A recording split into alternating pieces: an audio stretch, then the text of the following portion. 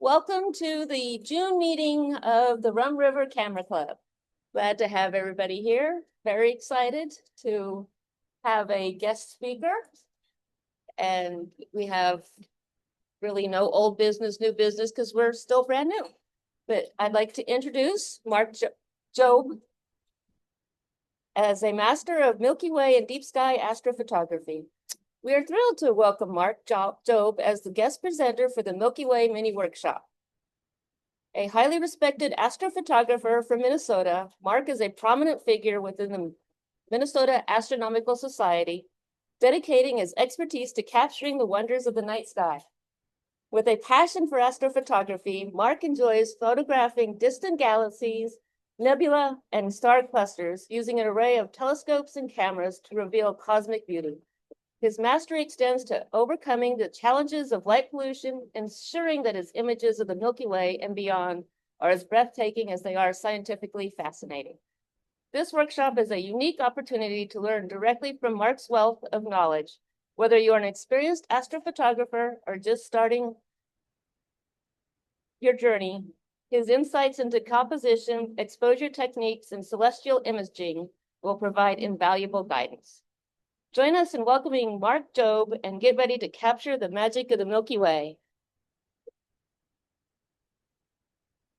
Thanks, Chris. That is amplified way more than what I think of my skill set.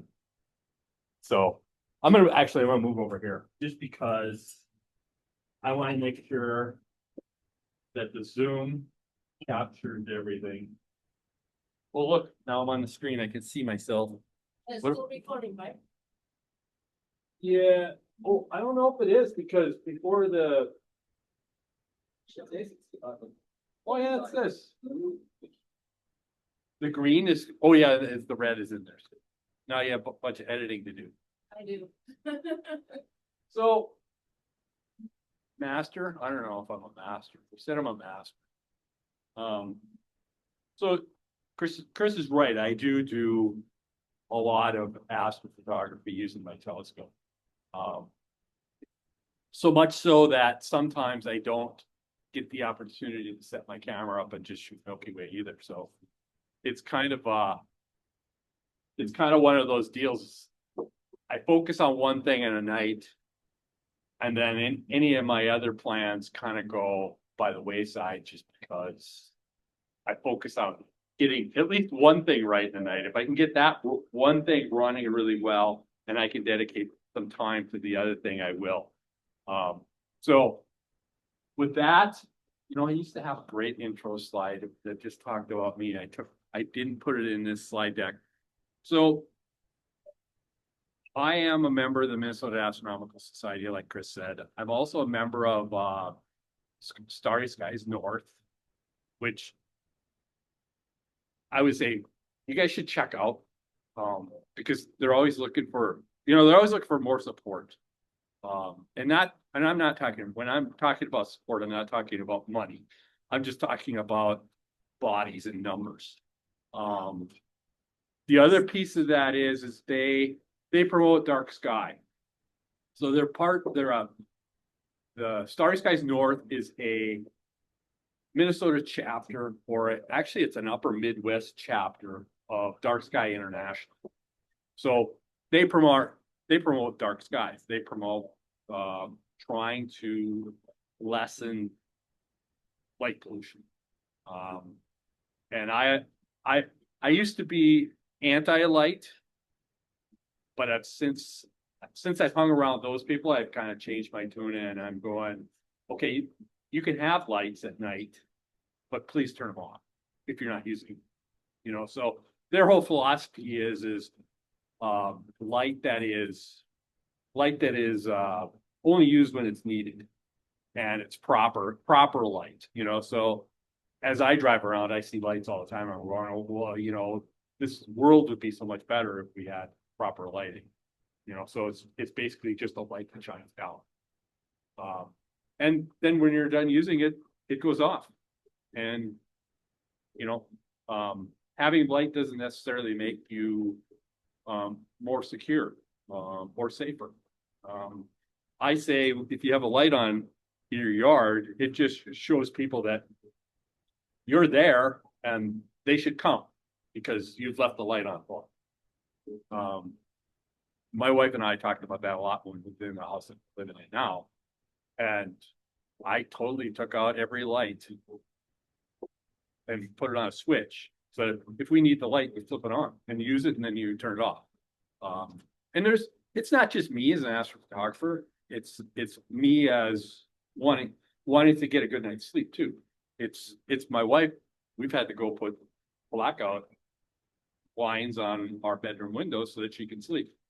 The moon affects her, so I'm just giving, you're in trouble already. At least 14 days a month anyway. You're not going to sleep, but hopefully it's better because we have blackout. But that's a whole nother presentation that I don't know. I haven't really done one. I've done an astrophotography in light polluted skies presentation. I actually did that for Dark Sky International a couple of years ago. And it was fun. So today I'm going to talk mostly about star trackers, but we're also going to talk and spend some time about framing and about, I have lots of, I don't know if I have lots of examples, but I have examples. Exposure and ISO and aperture and all those things, tripods and equipment. I brought one of my trackers that I'm starting to get used to. So, and I kind of like it because I don't need a lot of equipment. I need 2 bags and a tripod. My wife always gives me a hard time. Every time we go somewhere, she goes, "You fill out the back with all your equipment, and now there's no room for luggage or food." So now I'm down to 2 bags and a tripod, so I can at least go out and set up and do some tracked Milky Way stuff or tracked constellation stuff, and I do that. So I'll talk about why a tracker. We all know, we all experience this every day. The Earth is rotating. It's rotating as we orbit around the sun. And we all know that. We experience that. But the thing is, what a lot of people don't realize is you take your camera out and you set it up in the dark, and you're going to shoot some stars. And, depending upon how long your lens is, you immediately get all your stars look like comets, as I like to say. So how do you get around that? Well, you use the star tracker, and there are so many trackers. I have a whole slide of all of them. So they track exactly the same speed as the Earth rotates. Now, there's a lot to kind of set up to get there, that needs to be done. And we'll talk about this.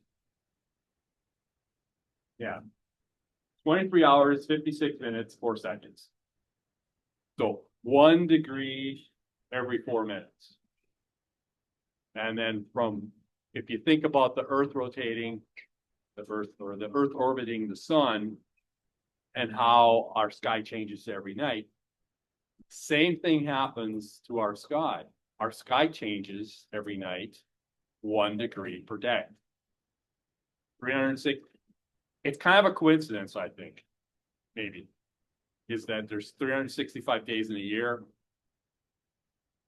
It takes us a day, 24 hours to go 360 degrees around, 365 days to go around the sun. So our sky changes by 1 degree every night. Everything that's in the east rises 1 more degree tonight than it was last night. We didn't see it last night. We're not going to see it again tonight.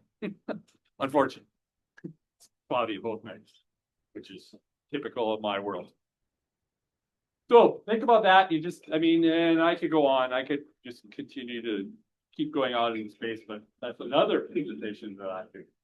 So here is an example of this is my old camera. This is my first camera I bought for astrophotography. It's Canon 60D. It was not modified, so it's stock off the shelf from Canon. And you can see in a, I didn't put the lens there, but I'll bet it was a 50 millimeter lens. That's what I'm thinking. But you can see how far they move in just 30 seconds. That's why I'm thinking it's a 50. So, you know, that's, you would wind up reducing that shutter speed, that exposure time to less and less. And then eventually all you're going to see is stars in there. Me personally, I want to see what's around the stars, what's by the stars. So that's why I want to take longer tracked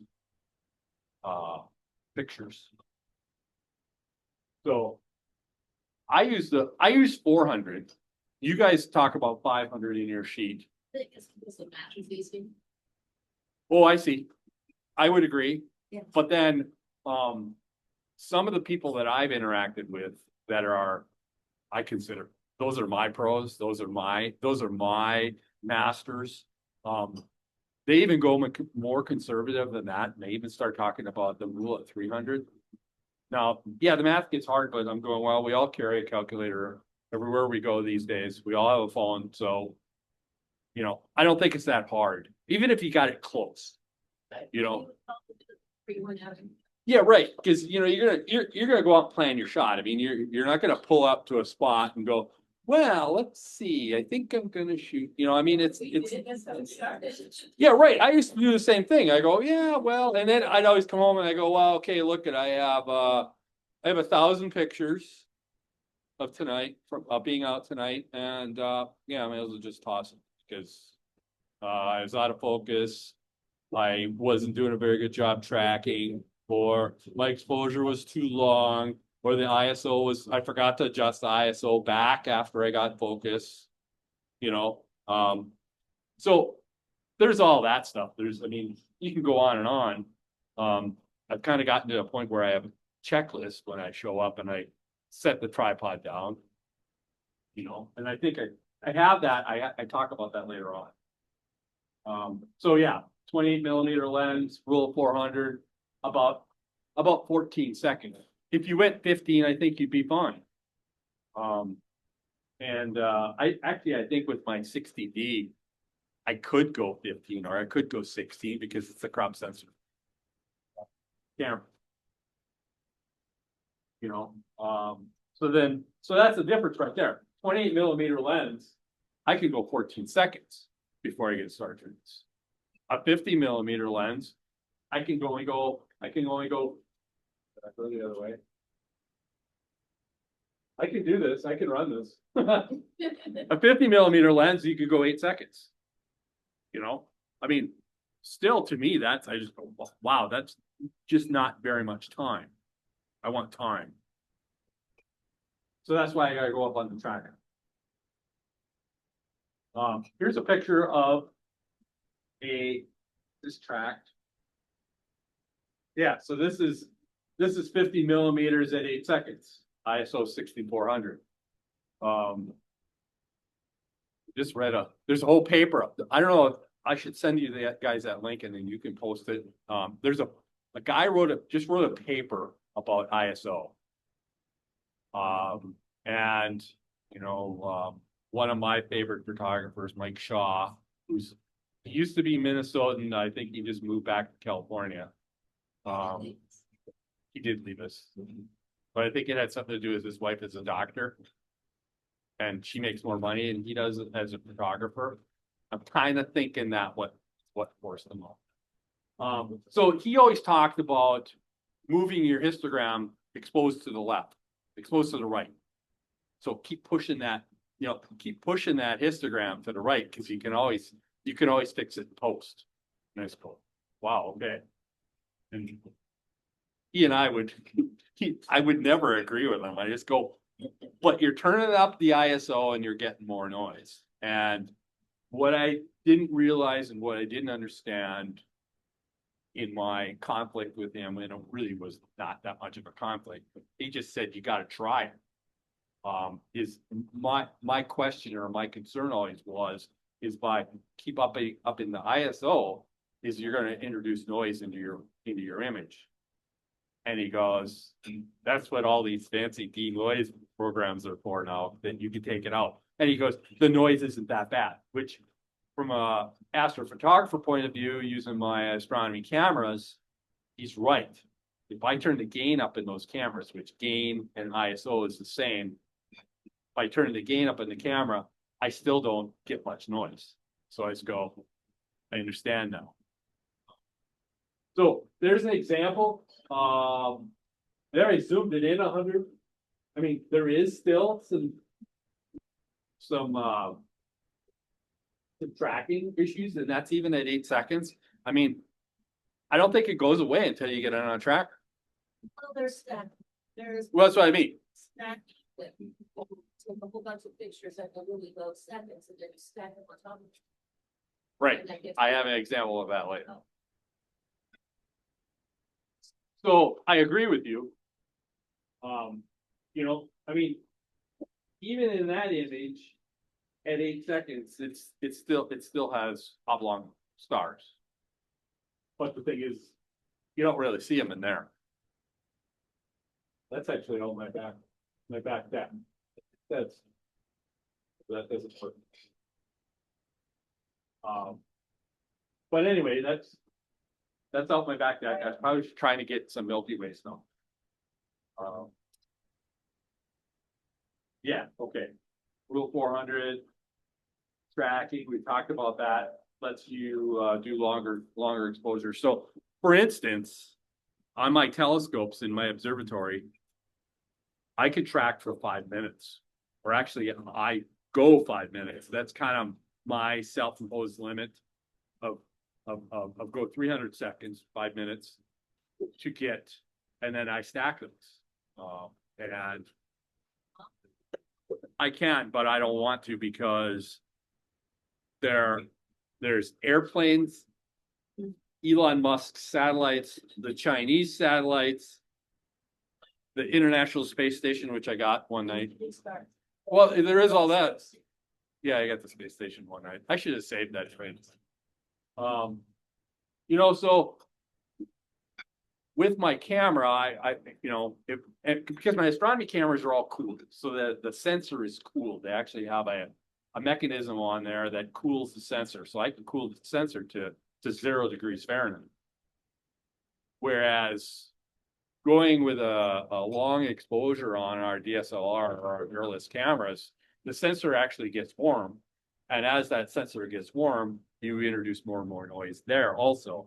Now, that noise can be removed through a process of calibrating your, I call those light frames. So this would be your picture that you take is a light frame, and then you calibrate that using a dark frame and a flat frame. A dark frame is basically the same length as your light frame. So if you're doing a 2-minute or 120-second light frame, then you do a 120-second dark frame.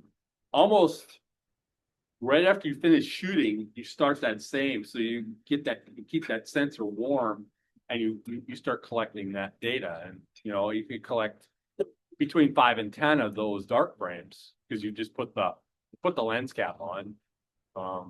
I put the lens cap on and throw it in my camera bag, zip it shut, so that then I preserve that heat of the sensor, and then it's also very dark. I don't have to worry about any extraneous light leaking in there. And then eventually that noise that you've collected can be subtracted away. Sounds complicated, but it's not that bad. Yeah, so longer exposures gives you an improvement in the signal to noise. You know, it's kind of like this room. I have to talk louder to talk over that band that's back there, the music that's in here, and anything else that's in here in order for you guys to see me. Now, if we were in a perfect room where there was no noise, I probably could sit here and whisper, and my signal then would be above the background noise enough so that you can easily hear. But here I have to speak up or else you would be able to hear me. That to me is signal to noise. You know, just like when you're in a stadium and everybody's yelling and you can't hear the person next to you. Well, you have to turn up their volume so that you can hear them, so they get above the noise of everything around so that you can hear them. Same thing. And it gives you the opportunity to remove noise, which I was talking about that by dark frames. And then there's DSLRs and mirrorless cameras. You also should use a very, very short frame. I use as short as I can go, I believe, of exposure time, which is 1/8,000. We call that a bias frame. So that captures all the noise that is generated by just taking that picture with that sensor. So that's noise that's inside the sensor. They're supposed to be getting better, but it's still there. So here's an example. So I don't remember where I was or where I took this, but this is I have a Canon RA. This is one shot, 60 seconds. Obviously it's tracked, but not very well. But I also think that if you look at the upper left-hand corner, you can see the stars. I think that is the lens. Because I see it in shorter frames too, you know, where those stars are elongated. You know, and to me, because it goes all the way around the image, and it's more circular rather than a tracking error. A tracking error is going to be a straight line in one direction, whereas the lens, the glass in that lens, you know, that's what you get for buying cheap lenses. I don't even think it's a cheap lens, sadly. I have a story about that too. You know, because it's circular, I'm pretty sure that it's the lens. One of the first astrophotographers or the first nighttime photographers I ever took a class from, he said Canon was mad at him because he ordered 12 14mm lenses all at once. He opened them all up and tested them one night, each lens. He picked the best one and sent the other 11 back. They were very upset with him. But he said his comment to them when they called him back and said, "Why did you send these 11 back?" He goes, if you made all your lenses like the one I kept, then I wouldn't have had to do that. He was aware of that. Is that he looked at every one of them, he looked in the corners of them, he looked all over the center and all over, and he goes, I picked the best one and I sent the others back and they were mad. So anyway, any questions? And believe me, if you guys have any questions, just butt in. Don't worry about it. So there's 120 seconds. And if you notice, the glass of the lens, actually this doesn't work, but you know, everything else is still the same. You can hardly tell. Oops. You know, but I can see the details in the Milky Way, and this is pretty near the core because there are things I can pick out that I know are near the core. I think I was just fooling around one night. I think I was preparing for something else, and I went, "Oh, look at this." But yeah, that's where you can go. 120 seconds tracked, and look at the light that you have. So that's just one frame. So here is 30.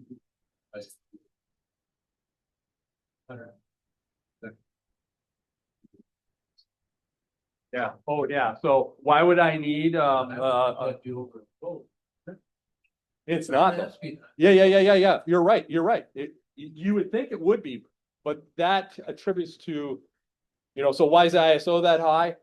I'm trying to collect as much light as possible. And in a dark sky where there's no light pollution or very little light pollution, I can take an exposure that long and not overexpose. If I do that at my house, you know, a 60 second at 3200 with that lens, it would be pretty much white. We go back here. Let's go back. So this picture is 8 seconds out my back door.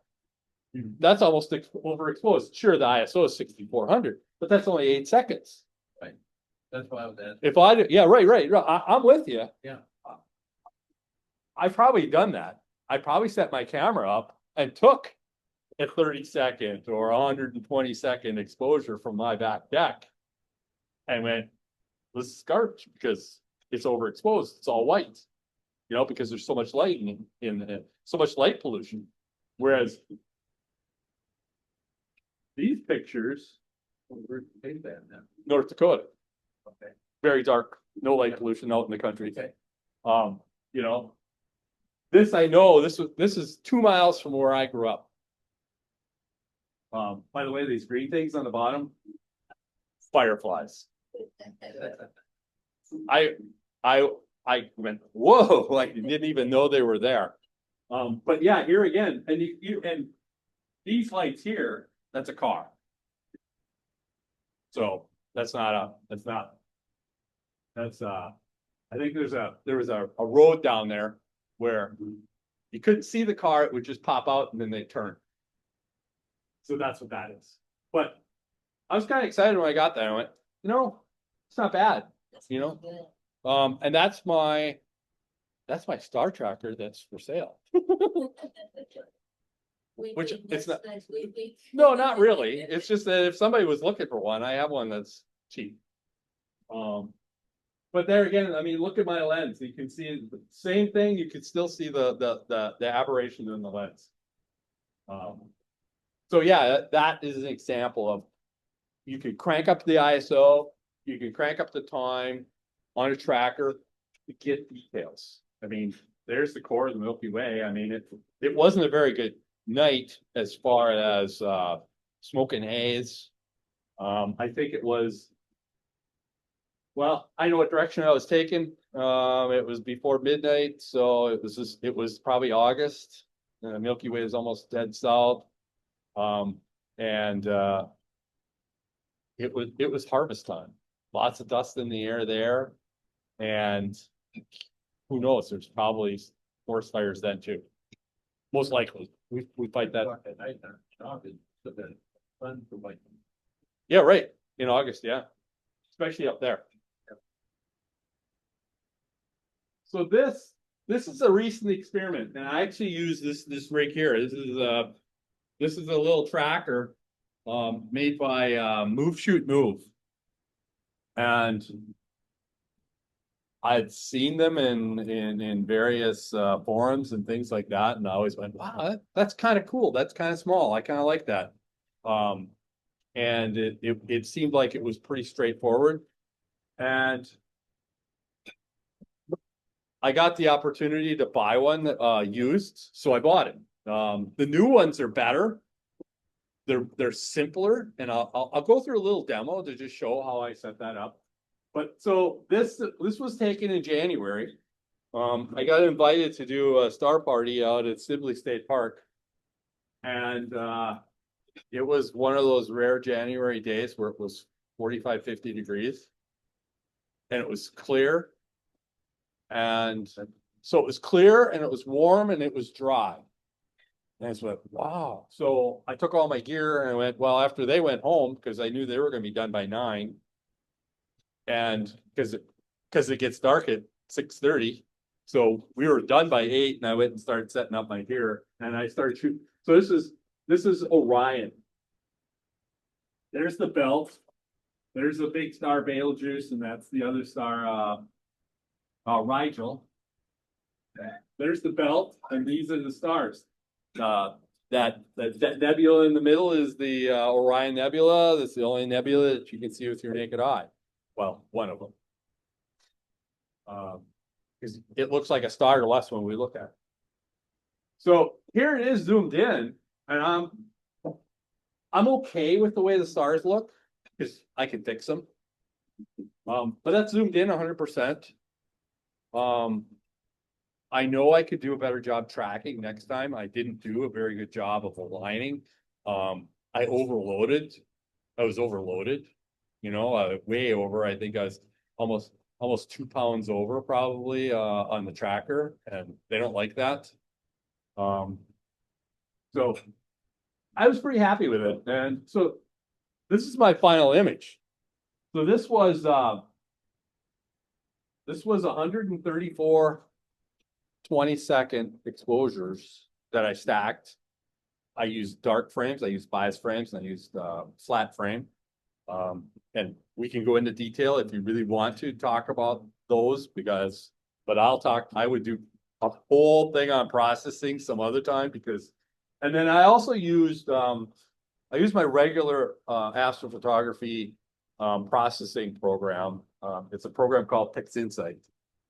It used to be kind of a pain to learn, but I think it's gotten a lot easier.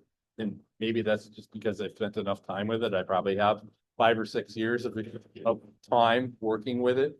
Well, it's $200 and some. So I mean, I go, okay, well, what do you pay for Photoshop in a year? You know, I mean, so I look at it that way. So I thought this turned out okay. The only thing is, you know, the Orion Nebula is so bright that no matter what I did, I couldn't, you know, I could have probably worked on it some more and probably gotten it dimmed down and gotten some detail out of it because the detail is there because my exposures are only 20 seconds. But I was excited to see the Horsehead Nebula and the Flame Nebula because the Horsehead Nebula is not visible with your naked eye through a telescope, unless you get a really big telescope, like 30 inches. So I was excited about that. I thought that turned out well. I was always interested in this rad that goes around. It's hydrogen alpha, ionized hydrogen alpha gas. It's called Barnard's Loop. And I was also excited about this little nebula over here. It's called the Witch Head. So, I mean, there's all kinds of things in there that got me excited. I'm going, okay, I can't wait till next winter because I'm going to try it again, but I'm going to do a better job. So that's what you can do. You can do a DIY tracker. I actually built one of these and that lasted about, 2 weeks of fooling around with it and went, okay, enough of this. I have to buy something because you can build one of these. It's just a regular door hinge, you know, so they call it a barn door hinge tracker. And so you go to Menards or go to wherever and buy a $5 hinge and get 2 pieces of wood and mount it on there. And then you need a bolt and some other nuts and stuff and a way to mount it on your tripod. And I mean, yeah, it works, but you can't do anything else because you're standing there and you're turning this knob at the same rate of about a second hand so that you keep up with planet Earth. So like I said, it didn't last very long, but I did try it because I was interested. I'm going, can I really do this? So there's plenty of YouTube videos where I'm sure somebody has done it and on YouTube. So I just went out and I went, hey, look at all these trackers. And sadly, I own 3 of them. Yeah, 3 is enough. 3 is enough. So I own the one in the lower right. Then I own the one on top, the big one. Chris owns that one too. I own the one with the rad. That is the same as this. That's the new model. And that's the Move Shoot Move. The Skywatcher, you know, if all you were going to do is just track, and didn't need any other special fancy stuff, you know, very similar to this. Only thing is it's a little bigger. You need I think you need 4 or 8. How many in your GTI? How many batteries in it? Is it 8 or 4? 8 and 16. Batteries? I think so. Yeah, so that's similar. I think you need 8 AA batteries for that. That's the only drawback is, you know, so you got to drag those batteries around if you're going to go out somewhere remote where you don't have AC power. So that's these other ones. Actually, I have a list of them. One of them is Bresser, and Omogen and Ioptron. Ioptron is probably the if I was gonna try another one, I'd probably try the Ioptron one. The other two, Bresser and Vixen. I know somebody that has a Vixen. Somebody in the club has a Vixen. They must have picked it up somewhere, Craigslist or something like that, because I know him, he would never pay full price for anything. So I know he bought one, and I mean, it works great. I mean, they all do their job. They're all simple, but they all have their little quirks. You know, you got to do this, do that, or whatever. Move Shoot Move is kind of new. Sky Adventure 2.1 or 2i, they've actually improved that. I actually sent mine in and they modified it and sent it back to me for some money. So you can run it Wi-Fi. You can get into it and run their program and control it a little bit. I've kind of moved away from it. I kind of graduated. That's why it's available if somebody ever said, "Hey, you got one of these?" So they all require the same thing. They require a solid tripod, and I always say a good tripod is always I think it's always a requirement. Okay. Because and then a good tripod, you should do a polar alignment. And what do I mean by polar alignment? Well, we all know that every star rotates around Polaris. And that, I mean, Polaris is there right now. If we could see it, Polaris is there. And all the other stars are there too, but they're not in the same position, and they're not in the same position every night at the same time. So it's a continuous thing where it's all revolving around that star, and that star is lined up with the axis of Earth. So as Earth rotates, that does too. I'm not moving. So it requires you to do a polar alignment. And for this rig, they actually provide a laser. And what I do, provide the bracket and everything. They provide a laser. And actually they talk about a whole thing on their website about going in and calibrating the laser so that as you rotate this laser, the dot stays in the same place. And just go, all right, I'm not worried about that. So what you do is you put this on, turn it on.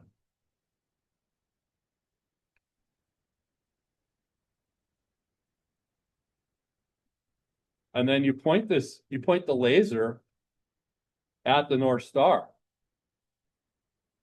But you have to be laser, you have to practice laser safety. And these lasers are strong enough that they will interfere with pilots. So you have to be careful. Check to make sure there's no aircraft in the area. And wherever I've been in the country or wherever, it's like the pictures I took the last time I used this was at Sibley State Park. It was late enough at night. There really weren't any airplanes, and I just fired it up and I just let it run. So the laser's quite bright. And so you put it right at the North Star and you make your adjustments. And so all you're trying to do is to get that pointer now on the North Star. And I usually do it twice, sometimes 3 times, depending upon what I'm doing. I'll do a rough one when I set everything up. And then I add my camera, then I frame my shot, and then I come back. And I make sure that my laser is still pointing at the North Star. So when I did my Orion shots that I had, I skipped that last step of coming back after I got everything adjusted and knew I was pointing at Orion. I got focused and I was ready to go. And I set the camera up to take 20-second pictures. I didn't go back. So I'm sure, because this isn't, it's not as rigid as I would want it to be, but I don't know how to make it any more rigid, from a mechanical perspective and still have all the adjustability. So after you get the focus set and after you get it set, you come back and you check this one more time, make your little adjustments, put that on, and then you step back and you press go. You know, and then I usually just walk away. I get as far away from it as possible, and I move and I set something else up way away from that because I don't want to run into it. I don't want to bump it because you have to start everything over again then. And Christy was asking me, well, why do you have all the hinges and all of that on there? And when I said I had it overloaded, if I'd had it set like this, the tripod would have tipped over because there was so much weight way out here that the lever would have pulled the whole thing over. So, you know, like I was telling Christy, I adjusted this so that I could get my camera as close to over the center of the tripod as possible. Now I could have spread the tripod legs out some more, but then the problem I had is it was going to get lower and I had to shoot over a fence. So I just left it and adjusted everything. So there's a process to it. And that polar alignment is very, very important. It's got so this tracker, the Move Shoot Move, has a battery built in. Only thing is in the cold, and it cooled off that night. It's probably got down to about 30 degrees by the time I was done. Actually, it's probably colder. When it's that cold, this battery doesn't last very long. And that was a major complaint. I was aware of that when I bought it. I think they've made some improvements, but what I've done is I've gone and bought one of these battery packs. You know, so this was even old, but this is 15,600 milliamp hours. And I can connect this, you know, and then I actually use that as part of the weight, and I run my cable up and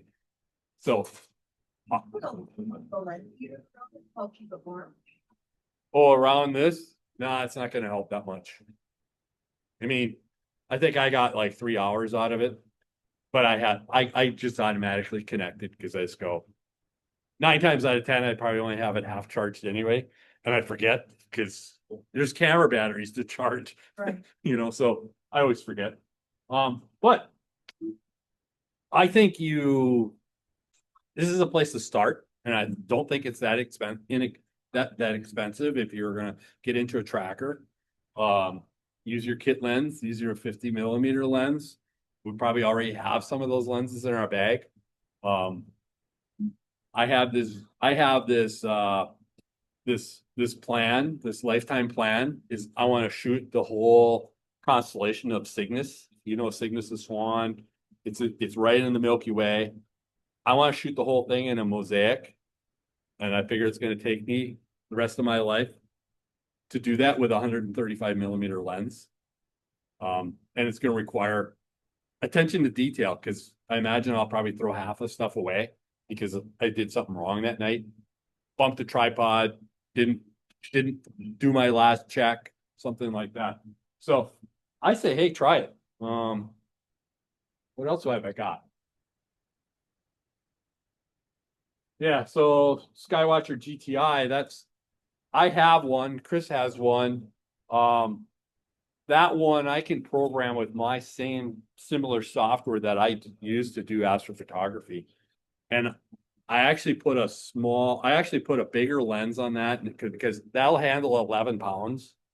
Whereas I think you're only supposed to put like 3. Yeah, right. I should have brought it.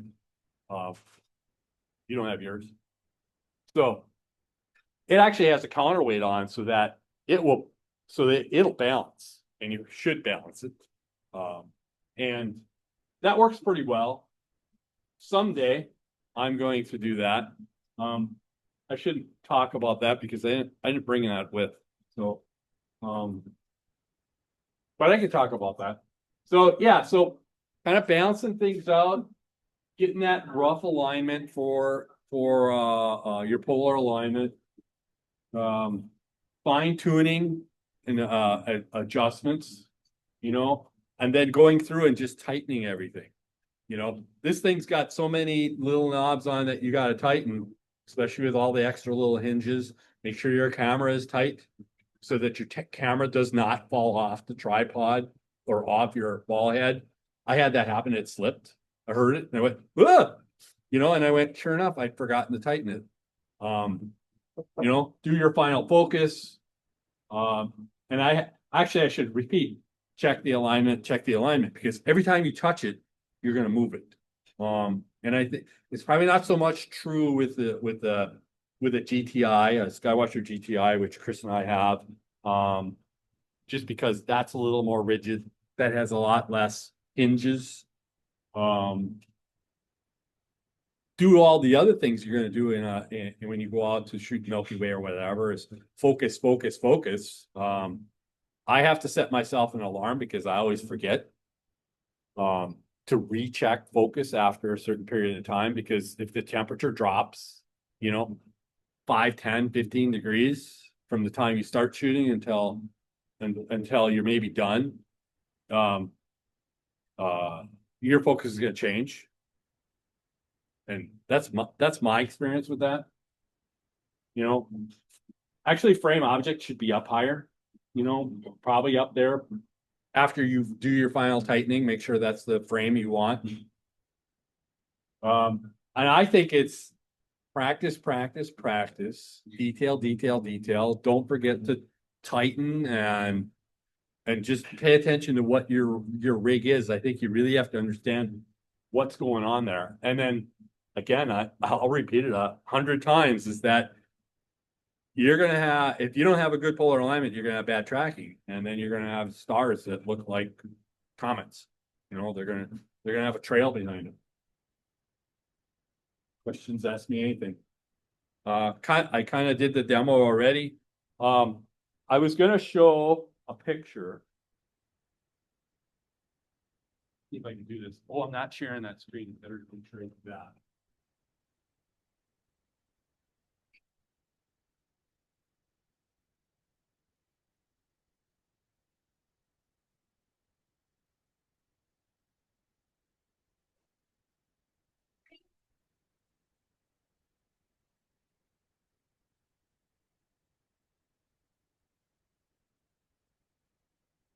So I was in North Dakota a couple of weeks ago. And we had a rare night. I don't know if any of you have ever been to North Dakota or not.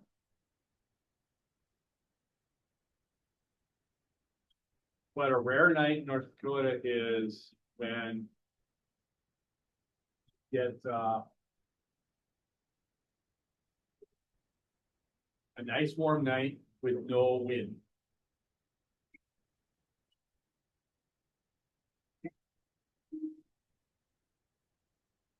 Because the wind blows there every time. If you've ever been there, that was my biggest complaint and why I moved. It's because I got tired of the wind blowing every night.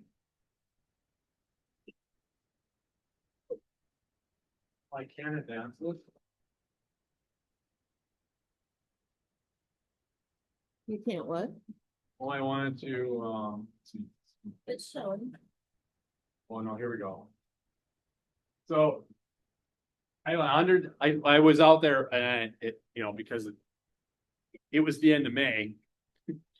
And there again, the sun never sets there. Same as here. But it's worse there, I swear. So I mean, this was I started setting up like at 10:30 at night. And I was under a deadline because I had to drive the next day. And I went, well, I have to get to bed so I can sleep. So I said, I'll shoot till 1 o'clock. So I think I made it till 10 to 1 because I went, oh, it's gonna be, I was already tired and I knew I was gonna be in trouble. So I had already shot the sunset. And it was almost calm. I actually had the sun where it gets low enough and it actually shines all over us, but it was smoky again a little bit. I want to get to a point where You can see the stars starting to come into focus on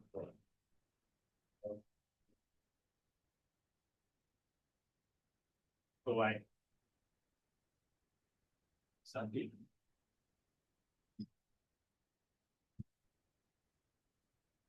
Actually, so if I keep going this way, it actually was better. And had I realized that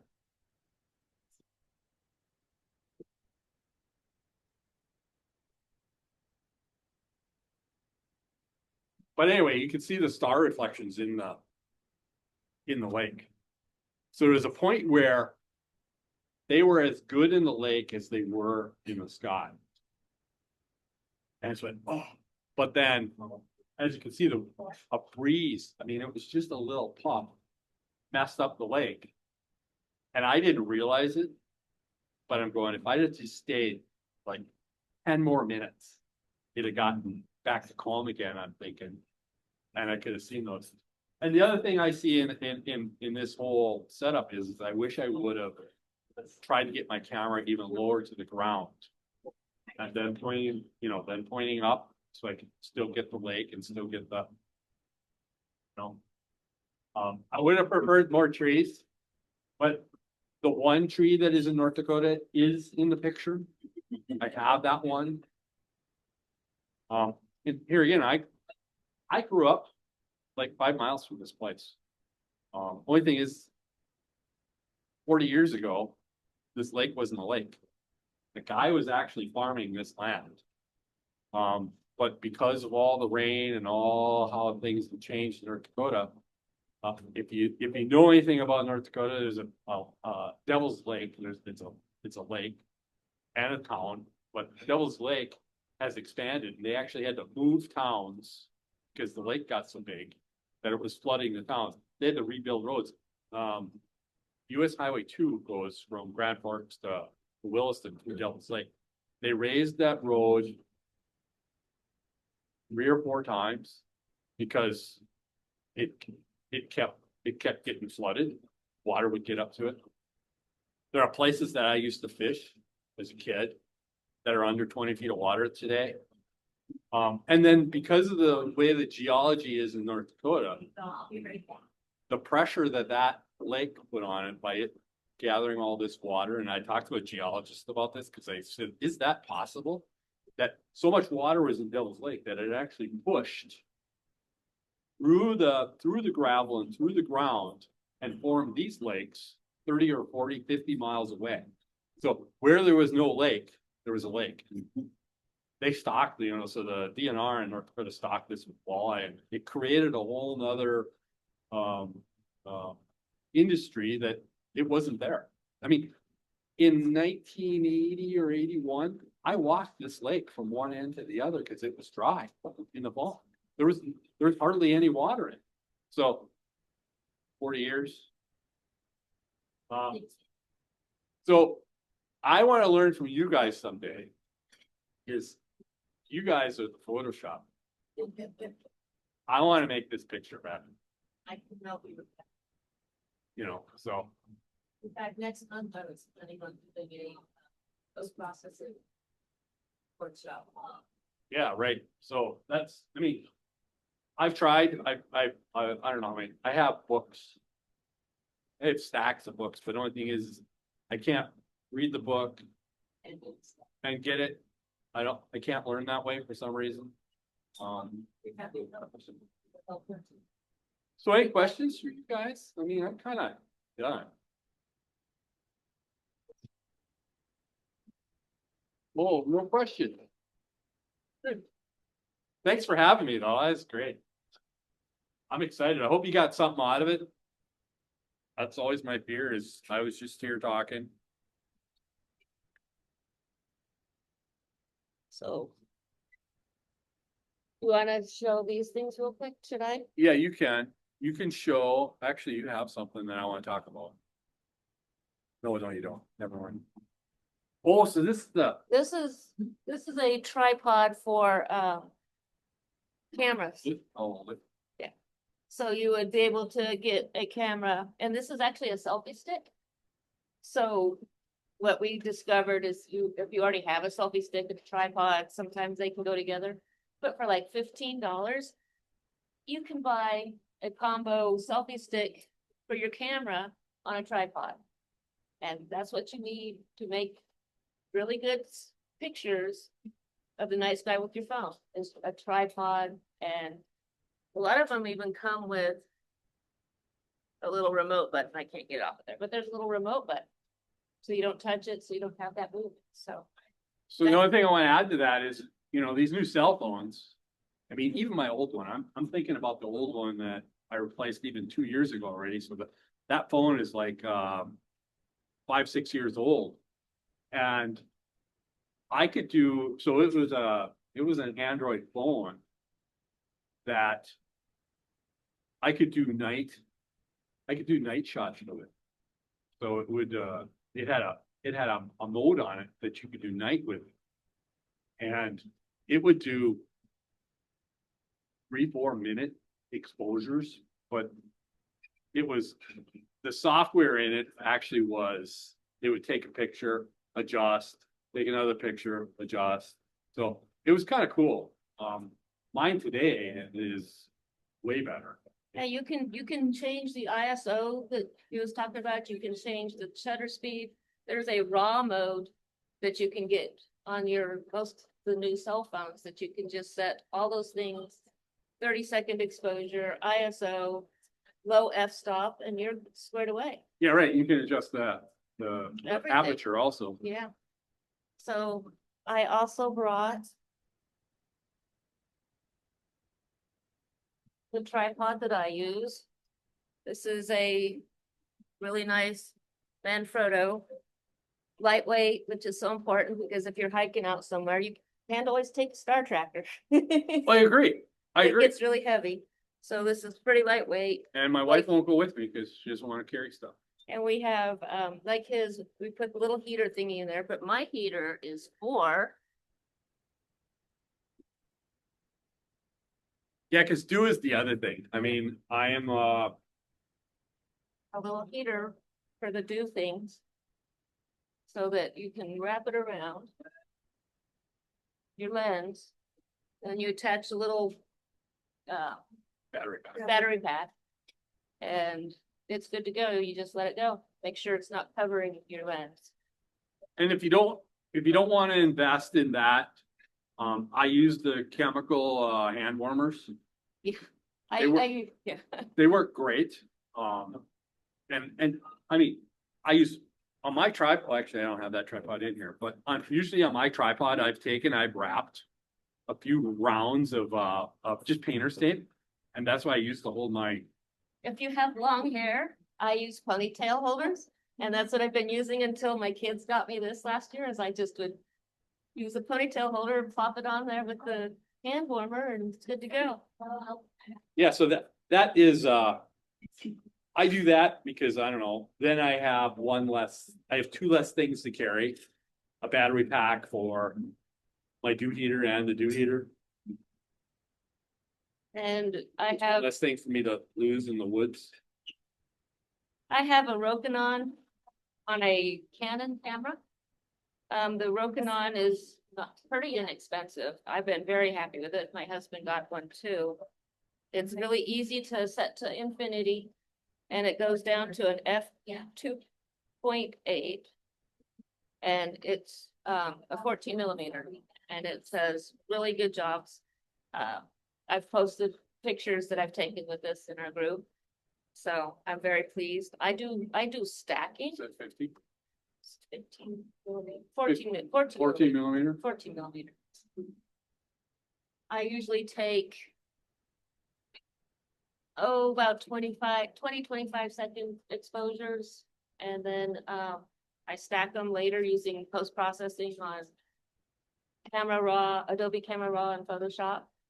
Those are the pictures that I've shared in our group. It's what I've used for those. But I will do a training on that if you're interested. Bring your laptops next time. I don't know if we'll be here again or not, but something Something everyone should have. is a nice little light, and it's got the little red, which is what you're supposed to use to keep your night vision. Yeah, and the importance of that is if you're out somewhere where you're not used to, somewhere other than your yard, having a red light and having your eyes adjust to dark is important so that you don't fall, because the number one thing is to be safe. Nobody should get hurt. Nobody should get hurt from their hobby. Yeah. Injuries. Christy and I actually, since it's usually just the two of us and we know each other working, we use the white light until we get situated. And then we let our eyes adjust, but it's safer I think for us when we're going.